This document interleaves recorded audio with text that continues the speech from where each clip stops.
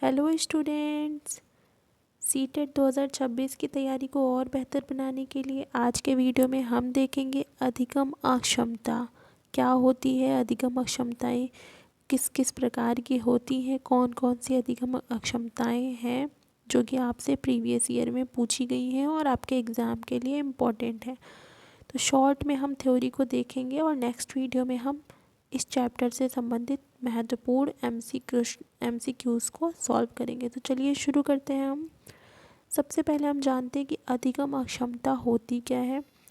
अधिगम का तात्पर्य होता है सीखना और अक्षमता का तात्पर्य होता है सीखने में जो है कठिनाई का होना।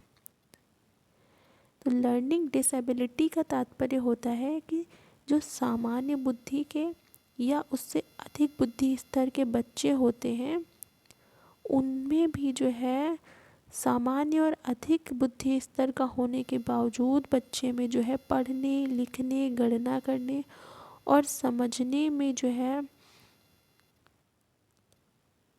कभी कभी बच्चा अपेक्षित प्रगति नहीं कर पाता है। तो इसी को हम अधिगम अक्षमता के नाम से जानते हैं।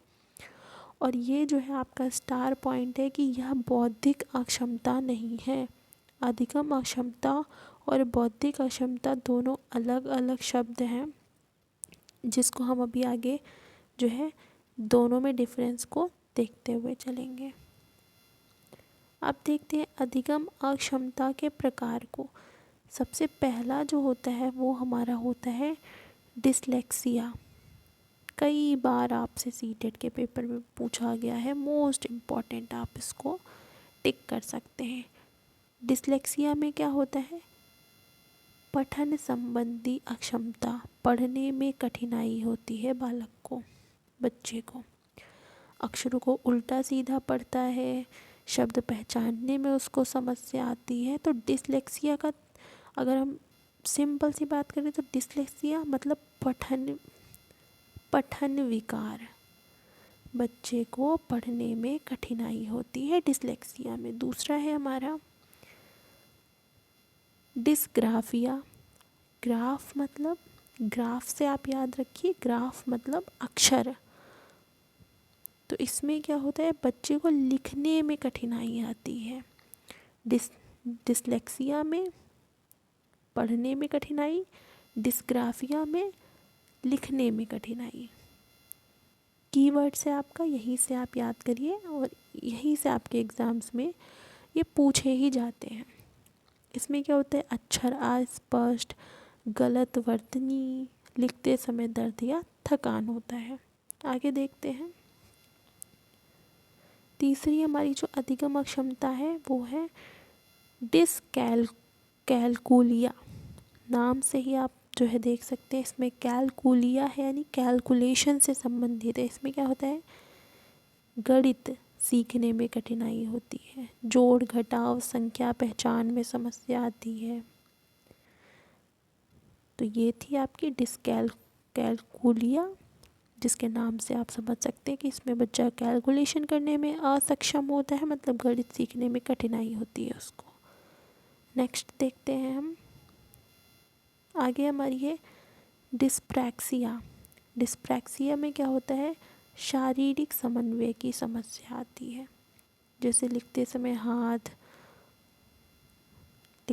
जो है हाथ आँख का समन्वय कमज़ोर होता है। इसमें जो है बच्चा शारीरिक समन्वय नहीं कर पाता। तो ये थी हमारी अधिगम अक्षमताएँ। आगे हम देखेंगे अधिगम अक्षमता और बौद्धिक अक्षमता में क्या डिफरेंस होता है। अभी हमने जब चैप्टर शुरू किया था तो हमने देखा था कि अधिगम अक्षमता बौद्धिक अक्षमता नहीं होती है। अधिगम अक्षमता उन बच्चों में भी हो सकती है, उन बच्चों में भी होती है जो सामान्य बुद्धिलब्धि या उससे उच्च बुद्धिलब्धि के भी होते हैं। अधिगम अक्षमता में आईक्यू सामान्य होता है, लेकिन बौद्धिक अक्षमता जो होती है उसमें बच्चे का आईक्यू कम होता है। मेन डिफरेंस है।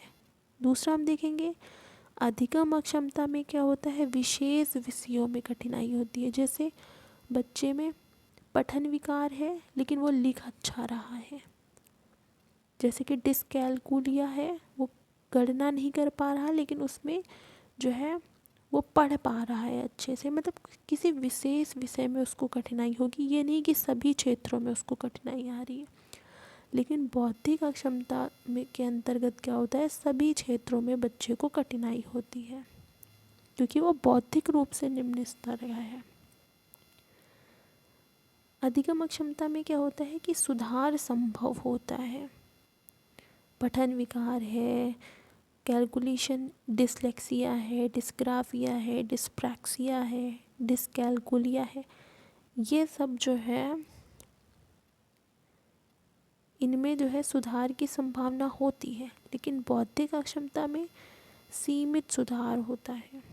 तो ये थे हमारे अधिगम अक्षमता से संबंधित शॉर्ट नोट्स। नेक्स्ट वीडियो में हम इससे संबंधित क्वेश्चंस को डिस्कस करेंगे।